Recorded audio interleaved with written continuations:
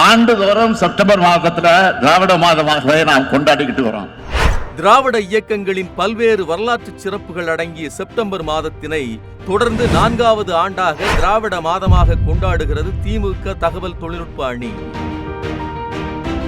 30 நாட்களில் 30 திராவிட தலைவர்களின் வரலாறுகள். ஏஐ தொழில்நுட்பத்தின் மூலம் தலைவர்களை கண்முன் காணலாம். மேலும் தினம் ஒரு சிறப்பு விருந்தினரின் சிறப்புரையை டிஎம்கே ஐடி விங்கின் அனைத்து விதமான சோசியல் மீடியாக்களிலும் நேரடி ஒளிபரப்பாக கேட்கலாம். செப்டம்பர் 1 முதல் திராவிட சிறப்பு நிகழ்ச்சிகளை காணவும் கேட்கவும் தகவல் தொழில்நுட்ப அணியின் அனைத்து சமூக ஊடக பக்கங்களிலும் இணையுங்கள். திமுக தகவல் தொழில்நுட்ப அணி கொண்டாடும் திராவிட மாதம். அனைவருக்கும் வணக்கம்.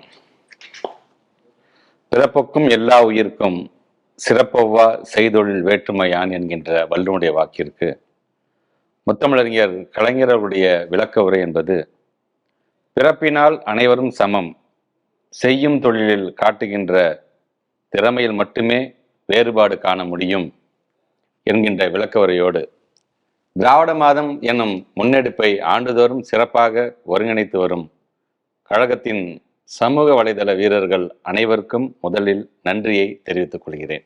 வருங்காலங்களில் இந்த திராவிட மாதம் என்னும் கொண்டாட்டம் நமது பண்பாட்டு திருவிழாவாக மாற வேண்டும் எனும் எனது விருப்பத்தையும் வெளிப்படுத்த கடமைப்பட்டுள்ளேன். The Dravidian month is not just history. It is a movement alive, and carrying it with an unmatched force is the OG of social justice and progress. Thiru Muthuvel Karunanidhi Stalin. DMK IT wing என்று சொன்னாலே எதிரிகளுக்கு ஒரு பயம் வரும். என்னதான் எங்கள் கட்சி ID விங்கில் strong என எதிரிகள் சொல்லி கொண்டாலும் திமுக ஐடி விங் களத்தில் நிற்கிது என கேள்விப்பட்டாலே அவர்களுக்கு ஒரு உதறல் ஏற்படும். அதுதான் டிஎம்கே ஐடி விங். மாண்புமிகு முதலமைச்சர் அவர்களோடு ஜெர்மன், லண்டன் போன்ற நாடுகளுக்கு அரசு முறை பயணம் மேற்கொண்டாலும் இந்நிகழ்வை மேற்பார்வையிட்டு வழிகாட்டுகின்ற ஐடி விங் மாநில செயலாளர் மாண்புமிகு அமைச்சர் திரு டிஆர்பி ராஜா அவர்களுக்கும் நன்றி சொல்ல வேண்டும். ஆண்டுதோறும் சிறப்பாக இந்நிகழ்வை ஒருங்கிணைக்கிறார். அதே போல ஆண்டுதோறும் எனக்கு கொடுக்கப்படும் தலைப்பு என்பது பள்ளிக்கல்வி. இந்த தலைப்பும் எனக்கு கூடுதல் மகிழ்ச்சியை தருகிறது. மாண்புமிகு முதலமைச்சர் அவர்கள் ஆண்டுதோறும் சிறப்பான திட்டங்களை மாணவர்களுக்காக வழங்குகிறார். அது பற்றி உரையாற்ற எனக்கு கிடைத்த வாய்ப்பாக இந்த திராவிட மாதம் நிகழ்வை கருதுகிறேன். 2024 செப்டம்பர் மாதம் இதே நிகழ்ச்சியில் உரையாற்றி சரியாக ஓராண்டு நிறைவடைகிறது. இந்த ஓராண்டிற்குள் நமது அரசு பள்ளி மாணவர்கள் நிகழ்த்திய சாதனைகள் பற்றியும், மாண்புமிகு முதலமைச்சர் அவர்கள் கொடுத்த திட்டங்கள் பற்றியும், அதே நேரத்தில் இந்த ஓராண்டில் ஒன்றிய அரசு கொடுத்த தொல்லைகள் பற்றியும் இங்கே பேச ஆசைப்படுகிறேன். மாண்புமிகு முதலமைச்சர் அவர்களின் வழிகாட்டுதலோடு உங்களின் ஆதரவோடு ஒன்றிய அரசின் தொல்லைகளை சமாளித்து வருகிறோம். இருப்பினும் அவர்களின் செயல்களை தொடர்ந்து பேச வேண்டியதும் தற்போதைய தேவையான கருதுகிறேன். நாம் நமது மாணவர்களுக்கு ஏஐ தொழில்நுட்பம் பற்றி சொல்லிக் கொடுக்க ஆசைப்படுகிறோம். 2025 ஜூலை 24 அன்று ஜவஹர்லால் நேரு உள் விளையாட்டரங்கில் நடைபெற்ற விழாவில் கலந்து கொண்ட மாண்புமிகு துணை முதலமைச்சர் அவர்கள் ஆசிரியர் தேர்வு வாரியம் மூலம் தேர்வு செய்யப்பட்ட 2457 இடைநிலை ஆசிரியர்களுக்கு பணி நியமன ஆணைகள் வழங்கினார். அதே விழாவில் டிஎன் ஸ்பார்க் எனும் புதிய திட்டத்தையும் தொடங்கி வைத்தார். Tamil Nadu school programme for artificial intelligence, robotics and knowledge of online tools எனும் டிஎன் ஸ்பார்க் திட்டத்தின் புதிய பாட நூல்களையும் வெளியிட்டார். மாணவர்களுக்கு கணினி அறிவியலையும் ஏஐ என சொல்லப்படக்கூடிய செயற்கை நுண்ணறிவையும் கற்றுக் கொடுக்க இத்திட்டத்தை உருவாக்கி செயல்படுத்தவும் தொடங்கியுள்ளோம். இப்போது நமது மாணவர்களின் கைகளில் இப்புத்தகம் உள்ளது. அதே மேடையில் மாண்புமிகு துணை முதலமைச்சர் அவர்கள் திறன் எனும் திட்டத்தையும் தொடங்கி வைத்தார். Targeted help for improving remediation and academic nurturing என்பதின் சுருக்கம்தான் திறன். இத்திட்டத்தின் பாட நூல்களையும் நமது டெப்டி சீஃப் மினிஸ்டர் திரு உதயநிதி ஸ்டாலின் அவர்கள் வெளியிட்டார். இது எதற்காக என்றால், மாணவ செல்வங்களின் மொழி அடிப்படை கணித திறனை மேம்படுத்துவதற்காக தொடங்கப்பட்டுள்ளது. இவைகள் மட்டுமல்ல, தொழில்நுட்பத்தின் அப்டேட்ஸ் அனைத்தையும் நமது வகுப்பறைக்குள் கொண்டு வர முயற்சிக்கிறோம். 2024 ஜூன் 14 அரசு தொடக்க பள்ளிகளில் திறன்மிகு வகுப்பறைகள் எனப்படும் ஸ்மார்ட் கிளாஸ் அமைக்கும் திட்டத்தினை மாண்புமிகு முதலமைச்சர் அவர்கள் தொடங்கி வைத்தார். அதே மேடையில் 500 திறன்மிகு வகுப்பறைகளையும் திறந்து வைத்து சிறப்பித்தார். தொடர்ந்து தமிழ்நாட்டின் அனைத்து தொடக்க பள்ளிகளிலும் ஸ்மார்ட் கிளாஸ் அமைக்கும் பணிகள் நடந்தது. 7 மாதங்களில் தமிழ்நாட்டில் உள்ள 22,931 அரசு தொடக்க பள்ளிகளில் ஸ்மார்ட் கிளாஸ் அமைத்தோம். இந்த ஆண்டு ஜனவரி மாதம் 27ஆம் தேதி சென்னை ஒக்கியம் துறைப்பாக்கம் அரசு பள்ளியில் 22,931வது திறன்மிகு வகுப்பறையினை நானே திறந்து வைத்தேன். அரசு தொடக்க பள்ளிகளில் பயிலும் 11,76,452 மாணவர்கள் பயனடையும் வகையில் ஏறத்தாழ ரூபாய் 455.32 கோடி ரூபாய் மதிப்பீட்டில் 22,931 திறன்மிகு வகுப்பறைகள் நிறுவப்பட்டுள்ளது. இதுதான் திராவிட மாடல். 2025-26 நிதிநிலை அறிக்கையில் மாணவர்களின் கல்வி மேம்பாட்டிற்காக ஏறத்தாழ ரூபாய் 46,767 கோடி ரூபாய் நிதி ஒதுக்கீடு செய்துள்ளார் தமிழ்நாட்டின் தாயுமானவர் மாண்புமிகு முதலமைச்சர் அவர்கள். மேலும் ரூபாய் 65 கோடியில் 2,676 பள்ளிகளில் திறன்மிகு வகுப்பறைகள் தரம் உயர்த்தப்படும். ரூபாய் 56 கோடியில் 880 உயர் தொழில்நுட்ப ஆய்வகங்கள் தரம் உயர்வு. ரூபாய் 160 கோடியில் 2000 பள்ளிகளில் கணினி ஆய்வகங்கள் மேம்படுத்தப்படும் போன்ற அறிவிப்புகளையும் மாண்புமிகு அமைச்சர் அண்ணன் தங்கம் தென்னரசு அவர்கள் வெளியிட்டார்கள். இது போன்ற டெக்னாலஜியை வகுப்பறைகள் கொண்டு வந்துள்ளதால் என்ன நடந்துள்ளது? இந்த கேள்விக்கான பதிலை பல ஆசிரியர்களே சொல்லியுள்ளார்கள். ஒரு உதாரணம் மட்டும் சொல்லலாம். செங்கல்பட்டு மாவட்டம் பெரும்பாக்கம் ஊராட்சி ஒன்றிய தொடக்கப்பள்ளி ஆசிரியை பிரீத்தி என்பவர் இந்த திறன்மிகு வகுப்பறையின் பயன் பற்றி தனது சமூக வலைதளத்திலே எழுதியுள்ளார். இந்த ஸ்மார்ட் கிளாஸ் வந்துள்ளதனால் எனது மாணவர்களை அழைத்து கொண்டு வேர்ல்ட் டூர் போனோம் என சுவாரஸ்யமாக சொல்லியுள்ளார் ஆசிரியர். அதாவது வேர்ல்டு மேப்பை ஸ்மார்ட் போர்டில் எடுத்து அதை 360 டிகிரியில் காண்பித்து ஜூம் இன் ஜூம் அவுட் எல்லாம் செய்து உலகின் நில அமைப்பை, நாடுகள் எல்லாம் எங்கே அமைந்துள்ளது என்பதை மிக தெளிவாக மாணவர்களுக்கு கற்றுக் கொடுக்க முடிந்தது என சொல்லியுள்ளார். மேலும் 28,067 அரசு பள்ளிகளில் 100 Mbps வேகமான இணைய வசதி வழங்கப்பட்டுள்ளது. மீதமுள்ள 6,540 அரசு பள்ளிகளில் இணைய சேவை ஏற்படுத்தும் பணிகள் நடைபெற்று வருகின்றன. இப்படி நாம் தொழில்நுட்பத்தின் வழியாக கற்றலை எளிதாக்க முயற்சிக்கும் போது அவர்கள் புதிய கல்விக் கொள்கை எனும் காவி போர்வையில் எருமைக்கு வாகனம் எருமை கடா, பண்டைய இந்திய தேசத்தில் புஷ்பக விமானம் இருந்தது, அதற்கு பிறகுதான் உலகில் விமானம் கண்டுபிடிக்கப்பட்டது என சொல்லி வருகிறார்கள். சொல்வதோடு மட்டுமல்லாமல் நமது குழந்தைகளுக்கும் இதை சொல்லிக் கொடுக்க வேண்டும் என முயற்சிப்பதுதான் தேசிய கல்விக் கொள்கை. அதனை நாம் ஏற்காததால் நமக்கு வரவேண்டிய கல்வி நிதியை நிறுத்தி வைத்துள்ளார்கள். இதை எதிர்த்து நடைபெற்ற கண்டன ஆர்ப்பாட்டத்தில் ஒட்டுமொத்த தமிழ்நாட்டின் முற்போக்கு தலைவர்களும் ஏன் மக்களும் மிக தெளிவாக சொல்லிவிட்டார்கள். we reject the NEP 2020, we reject PM Shri, we reject Hindi imposition என்று. இந்த தேசிய கல்விக் கொள்கையை நாம் எதிர்ப்பதற்கு மிக முக்கிய காரணம் மும்மொழி கொள்கை. அதிலும் குறிப்பாக அவர்களின் இந்தி மொழி திணிப்பு. இந்தி மொழி திணிப்பு என்பது வெறுமனே மொழி திணிப்பு மட்டுமல்ல, அது பண்பாட்டு திணிப்பு, கலாச்சார திணிப்பு. இதை நாம் சொல்லவில்லை, ஒன்றிய அமைச்சர் அமித்ஷாவே சொல்லியுள்ளார். மோடி அரசின் தேசிய கல்விக் கொள்கை சமஸ்கிருதத்தை முக்கிய தூணாக கொண்ட இந்திய அறிவு முறைக்கு வலுவான முக்கியத்துவம் அளிக்கிறது என பேசியுள்ளார். இது குறித்து அன்றே எனது எக்ஸ்பேஜில் கண்டனம் தெரிவித்தேன். இதைத்தான் நாங்களும் தெரிவித்து வருகிறோம். வர்ணாசிரமத்தை உயர்த்தி பிடிக்கும் சமஸ்கிருதத்தை அடிப்படையாக கொண்ட தேசிய கல்விக் கொள்கை எங்களுக்கு வேண்டாம். இந்தியை முன்னால் அனுப்பி பின்னால் சமஸ்கிருதத்தை மணிக்கட்டி அனுப்புவதுதான் தேசிய கல்விக் கொள்கை என்கிறோம்.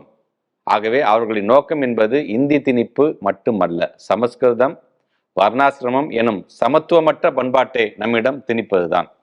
ஆனால்தான் நாம் தேசிய கல்விக் கொள்கையை எதிர்ப்போம்.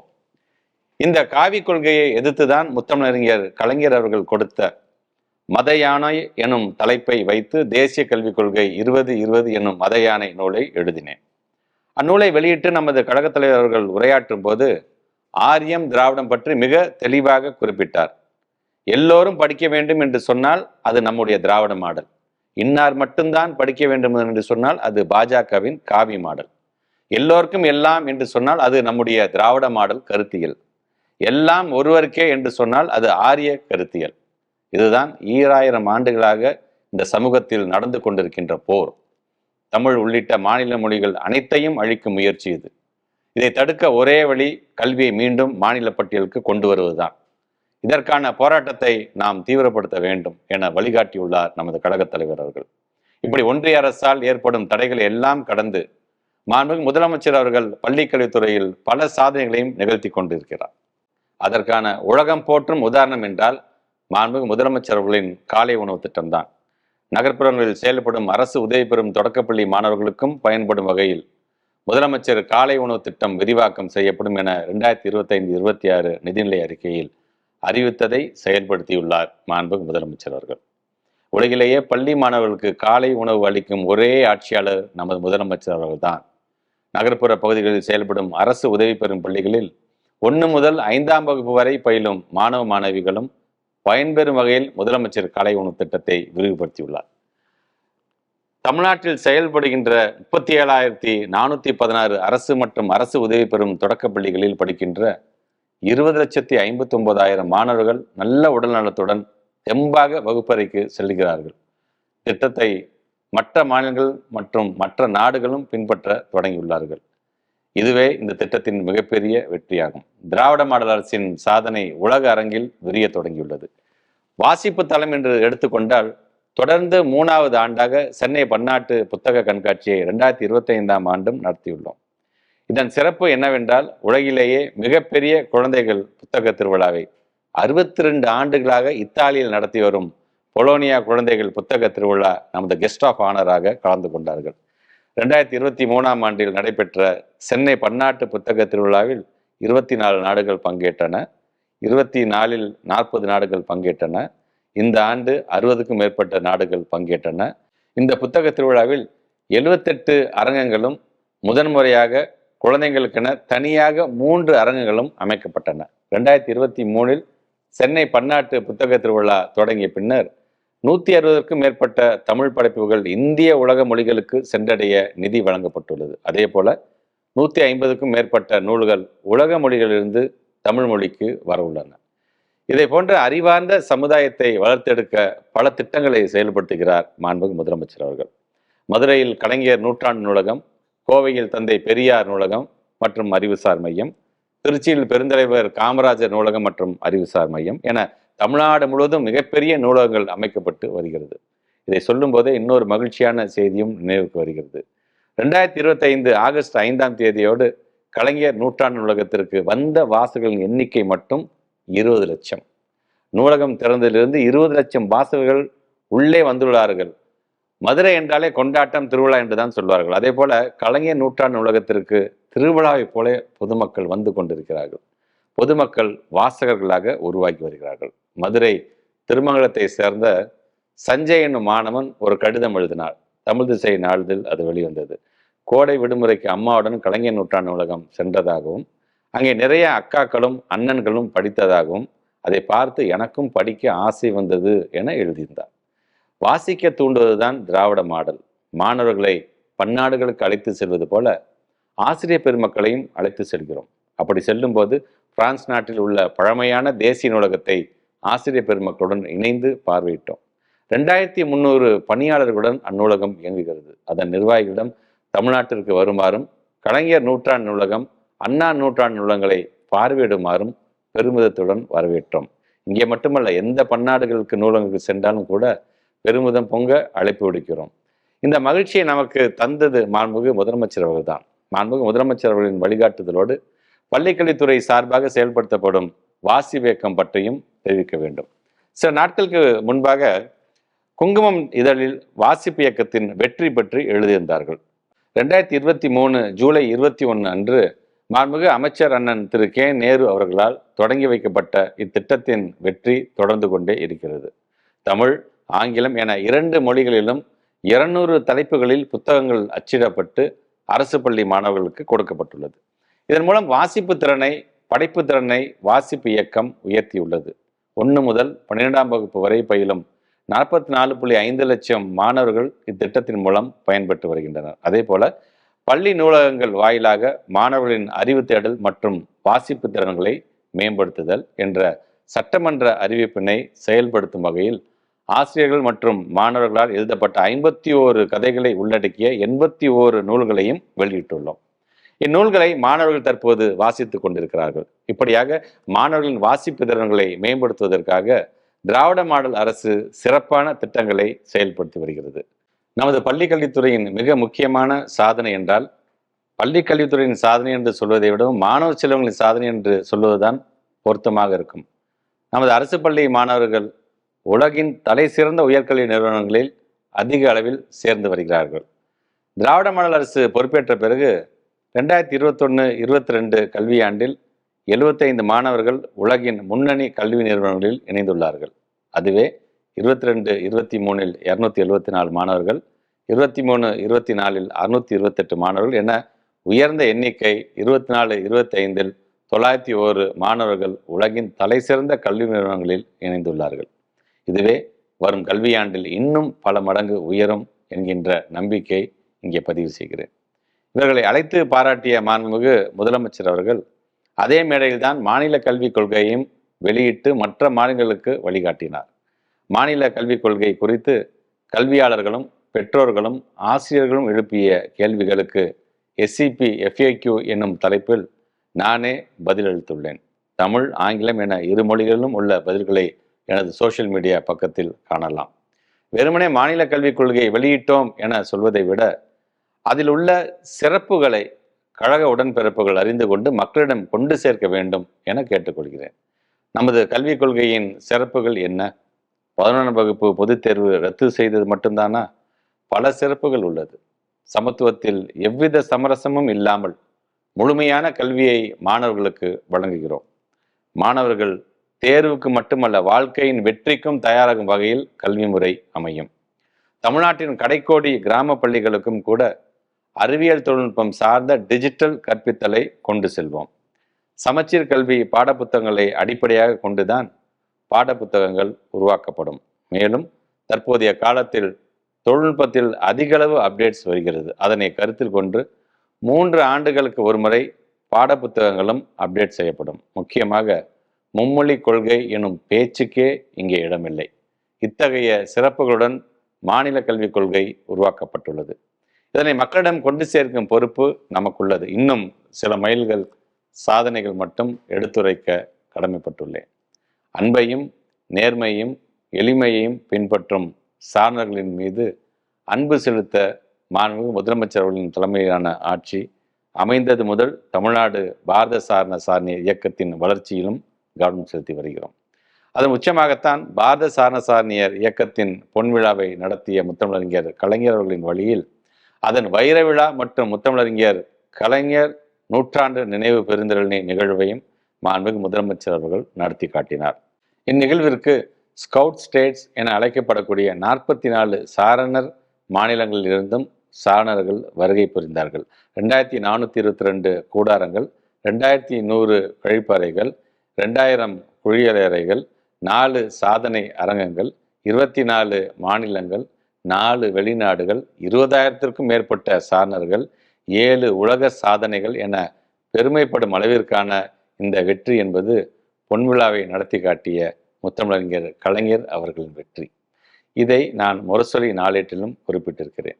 எனது அரசியல் ஆசான் மாண்புமிகு முதலமைச்சர் அவர்கள் வீட்டிருந்த அதே மேடையில் தேசிய ஆணையர் திரு KK கந்தேல்வால் அவர்கள் உரையாற்றும் போது அன்பில் மகேஷ் பொய்யாமொழி அவர்களுக்கு சாரணர் இயக்கத்தின் உயரிய விருதான வெள்ளி யானை விருது, அதாவது சில்வர் எலிஃபண்ட் அவார்ட் வழங்கப்படும் என அறிவித்தார்.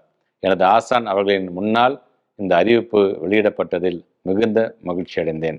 இந்த விருதை மாண்புமிகு முதலமைச்சர் அவர்களுக்கும் விழாவின் தலைவராக இருந்த மாண்புமிகு துணை முதலமைச்சர் அவர்களுக்கும் தமிழ்நாட்டின் அனைத்து சாரணர்களுக்கும் சமர்ப்பிக்க காத்திருக்கிறேன். தமிழ்நாடு பெற்றோர் ஆசிரியர் கழகம் மூலமாக தமிழ்நாடு முழுவதும் மண்டல மாநாடுகளை நடத்தினோம். அதன் தலைவராக நான் பொறுப்பு வகிப்பதில் தொடர்ச்சியாக பெற்றோர்களை சந்திக்க வேண்டும் என உத்தரவிட்டிருந்தார் மாண்புமிகு முதலமைச்சர் அவர்கள். மாண்புமிகு முதலமைச்சர் அவர்களின் வழிகாட்டுதலின்படி தொடர் மாநாடுகளை நடத்தினோம். அதற்கு பெற்றோர்களும் முழு ஆதரவை வழங்கி லட்சக்கணக்கில் கலந்து கொண்டார்கள்.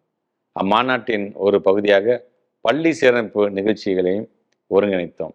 மாண்புமிகு தமிழ்நாடு முதலமைச்சர் அவர்களின் ஆட்சியில் தமிழ்நாடு மறுமலர்ச்சி பெறுகிறது என்பதற்கு இந்த பள்ளி சீரமைப்பு மாநாடே ஒரு உதாரணமாகும்.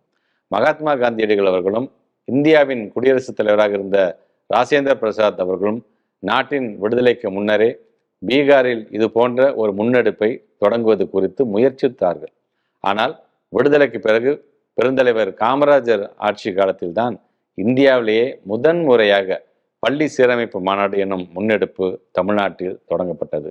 பெருந்தலைவர் காமராஜர் ஆட்சி காலத்தில் நடைபெற்ற பள்ளி சீரமைப்பு மாநாடுகளில் அப்போதைய குடியரசுத் தலைவர் திரு ராஜேந்திர பிரசாத் அவர்களும் பிரதமர் ஜவஹர்லால் நேரு அவர்களும் பங்கேற்றார்கள்.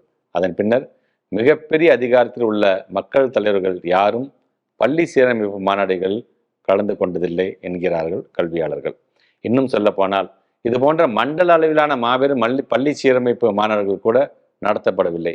மாண்புமிகு முதலமைச்சர் அவர்கள்தான் வெகு காலத்திற்கு பின்னர் இவ்வளவு பிரம்மாண்டமான பள்ளி சீரமைப்பு மாநாடுகளை தமிழ்நாட்டில் நடத்துகிறார். பெருந்தலைவர் அவர்கள் பள்ளி வளர்ச்சியில் மக்களின் பங்களிப்பையும் கொண்டு வர வேண்டும் என எண்ணி இது போன்ற மாநாடுகளை நடத்த தொடங்கினார். அதன் முதல் மாநாடு 1958 பிப்ரவரி 20 அன்றுதான் தமிழ்நாட்டில் நடைபெற்றது. 67 ஆண்டுகளுக்கு பிறகு அதே மாதத்தில் பிப்ரவரி 22ஆம் தேதி விருதாச்சலத்தில் பள்ளி சீரமைப்பு மாநாட்டை நடத்தினார் மாண்புமிகு முதலமைச்சர் அவர்கள். அவரே அரசு பள்ளிகளுக்காக சீர் சுமந்து வந்து சிறப்பித்தார். இந்த மாநாட்டில்தான் நீ 2000 கோடி அல்ல 10,000 கோடி கொடுத்தாலும் தேசிய கல்விக் கொள்கையை நான் ஏற்க மாட்டேன், ஒன்றிய அரசு கொடுக்க வேண்டிய கல்வி நிதியை நானே கொடுக்கிறேன் என லட்சக்கணக்கான பெற்றோர்கள் முன்னிலையில் மாண்புமிகு முதலமைச்சர் அவர்கள் சூழலித்தார். அதை செய்தும் காட்டினார். இதே மாநாட்டில்தான் 234/77 ஆய்வறிக்கையை மாண்புமிகு முதலமைச்சர் அவர்களிடம் பெற்றோர்களின் முன்பாக அளித்தேன் என்பதை பெருமையாக சொல்ல கடமைப்பட்டிருக்கின்றேன். 234/77 திட்டம் என்பது தமிழ்நாட்டில் உள்ள 234 சட்டமன்ற தொகுதிகளுக்கும் நேரடியாக சென்று அங்குள்ள பள்ளி அல்லது கல்வி அலுவலர்கள், அவர்களுடைய அலுவலகம் அல்லது நூலகம் அல்லது ஆசிரியர் பயிற்சி நிறுவனம் என ஏதாவது ஒன்றில் ஆய்வு செய்யும் திட்டமாகும். மாண்புமிகு முதலமைச்சர் அவர்களின் மாணவன் என்கின்ற முறையில் எனக்கு நானே வகுத்து கொண்ட ஆய்வு திட்டம் 77 பொருண்மைகளில் இந்த ஆய்வு பயணம் அமைந்தது. என்னுடைய கள பயணத்தை மாண்புமிகு துணை முதலமைச்சர் அவர்களின் சேப்பாக்கம் திருவல்லிக்கேணி தொகுதியில் உள்ள லேடி வில்லிங்டன் பெண்கள் மேல்நிலைப் பள்ளியில் 10/10/2022 அன்று தொடங்கி மாண்புமிகு முதலமைச்சர் அவர்களின் கொளத்தூர் தொகுதியில் உள்ள GKM காலனி அரசு மாதிரி மேல்நிலைப் பள்ளியில் குழந்தைகள் தினமான 14/4/2024 அன்று நிறைவு செய்தேன். 2 ஆண்டுகளுக்கும் மேலாக கிடைக்கும் நேரங்கள் எல்லாம் என்னுடைய இந்த ஆய்வை மேற்கொண்டேன். மாணவர்களில் ஒருவராக, ஆசிரியர்களில் ஒருவராக, கல்வி அலுவலர்களில் ஒருவராக, நூலகர்களில் ஒருவராக, வாசகர்களில் ஒருவராக, தூய்மை காவலர்களில் ஒருவராக, சத்துணவு பணியாளர்களில் ஒருவராக பரிணமித்து மேற்கொண்ட இந்த ஆய்வின் விரிவான ஆய்வறிக்கையை மாண்புமிகு முதலமைச்சர் அவர்களிடம் வழங்கி என்னுடைய இந்த ஆய்வுக்கு பிறகு பெரும்பாலான தொகுதிகளில் உள்ள பள்ளிகள் மாற்றம் கண்டுள்ளது என்னும் மகிழ்ச்சியான செய்தியையும் தெரிவித்தேன். மாண்புமிகு முதலமைச்சர் அவர்களின் ஆதரவினால் தமிழ்நாட்டில் உள்ள அனைத்து சட்டமன்ற தொகுதிகளில் உள்ள பள்ளிகளிலும் மேம்பாட்டு பணிகளை மேற்கொண்டுள்ளோம். இதனை அந்தந்த சட்டமன்ற தொகுதி உறுப்பினர்களுக்கும் தெரிவிக்கும் விதமாக அவர்களுக்கு கடிதமும் எழுதியுள்ளோம். இந்த திட்டங்களின் வெற்றிகளுக்கு எல்லாம் அடித்தளமாக இருப்பவர்கள் ஆசிரியர் பெருமக்கள் தான். மாண்புமிகு முதலமைச்சர் அவர்கள் ஆசிரியர் பெருமக்களின் நலனுக்காகவும் பல்வேறு திட்டங்களை செயல்படுத்தி வருகிறார். சிறப்பு திட்டமாக 79,723 இடைநிலை ஆசிரியர்களுக்கு ரூபாய் 81 கோடி செலவில் கைக்கணினிகள் எனப்படும் டேப்லெட் வழங்கப்பட்டுள்ளன. கல்வி வளர்ச்சிக்காக அறிமுகப்படுத்தப்படும் அரசின் திட்டங்கள் அனைத்தையும் சிறப்பாக செயல்படுத்தும் 100 தலைமை ஆசிரியர்களுக்கு ஆண்டுதோறும் அறிஞர் அண்ணா தலைமைத்துவ விருது, அரசு பள்ளி ஆசிரியர்களின் குழந்தைகளின் உயர்கல்விக்காக உதவித்தொகை ரூபாய் 50,000 உயர்த்தப்பட்டு வழங்கப்படுகிறது. மாண்புமிகு முதலமைச்சர் அவர்களின் ஆணைக்கிணங்க ஆசிரியர்களுக்கு 3 ஆண்டுகளுக்கு ஒரு முறை முழு உடல் பரிசோதனை செய்யப்படுகிறது. இத்திட்டத்திற்கென 1,50,000 ஒவ்வொரு மாவட்டத்திற்கும் ஒதுக்கீடு செய்து 38 மாவட்டங்களுக்கும் ரூபாய் 57 லட்சம் வழங்கப்பட்டு திட்டம் செயல்படுத்தப்படுகிறது. மேலும் ஒரு மகிழ்ச்சியான செய்தியையும் தெரிவிக்கின்றேன். ஐநா அமைப்பின் சார்பாக தாய்லாந்தில் நடத்தப்பட்ட மாநாட்டில் இந்தியா, தாய்லாந்து, மலேசியா மற்றும் சீனா ஆகிய 4 நாடுகளிலிருந்து பள்ளி மாணவர்களும் 62 நாடுகளிலிருந்து 600 பிரதிநிதிகளும் கலந்து கொண்டனர். இதில் நமது அரசு பள்ளி மாணவர்களும் கலந்து கொண்டார்கள்.